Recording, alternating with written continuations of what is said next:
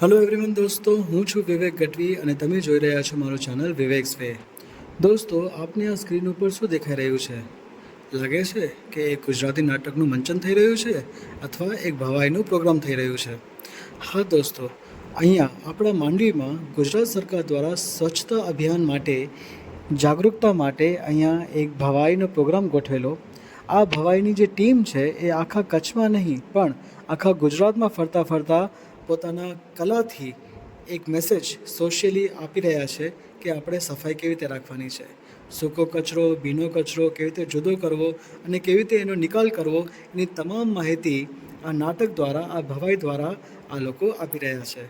ચલો હવે આ કલાકારો કોણ છે એ લોકો વિશે પણ આપણે જાણીએ. તો દોસ્તો, જે સજ્જનને તમે અત્યારે મારી સાથે જોઈ રહ્યા છો એ છે શ્રી મનુભાઈ નાયક, જે આખા ટીમના ડાયરેક્ટર છે ને એમના સંચાલન થકી જ આખી ટીમ કાર્ય કરે છે. અચ્છા, મનુભાઈ નાયક અને જે આ ટીમના ડાયરેક્ટર છે, જે રીતે મેં વાત કરી, અને એમના સાથે એમની ટીમમાં પણ જેને મારા સાથે અત્યારે તમે જોઈ રહ્યા છો એ છે કનુભાઈ નાયક, જેમણે આપણા ગુજરાતી ફિલ્મ જગતના શાનદાર અને દમદાર અભિનેતા શ્રી ઉપેન્દ્ર ત્રિવેદીના ગેટઅપમાં છે.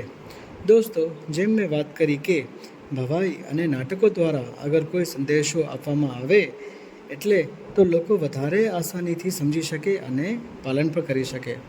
દોસ્તો, આપણા ચેનલ વિવેક્સ વેના માધ્યમથી હું આ તમામ કલાકારોને ખૂબ ખૂબ અભિનંદન પાઠવું છું અને આશા કરું છું કે આવી જ રીતે આપણી ભારત સરકાર, આપણી ગુજરાત સરકાર અને આપણી માંડવી નગરપાલિકા આવા ઉત્તમ કાર્યો કર્યા કરે અને આપણે સૌ સાથે મળીને આપણા ઘર, ગલી, શહેર, તાલુકો, જિલ્લો, રાજ્ય અને દેશને સાફ અને સ્વચ્છ રાખવા પ્રયત્ન કરીએ અને સફળ થઈએ. તો દોસ્તો, હવે જાણીએ કે આ નાટક શું હતું ને આખો નાટક હું મારા ચેનલ ઉપર અહીંયા અપલોડ કરું છું, તો બધા જોજો, આ કલાકારોને સરાહના કરજો, કમેન્ટ કરજો અને વધારેમાં વધારે શેર કરજો, તાકી આપણા આખા ગુજરાતમાં આ સંદેશો ફેલે ને આખા ભારતમાં સંદેશો ફેલે સ્વચ્છતાનો.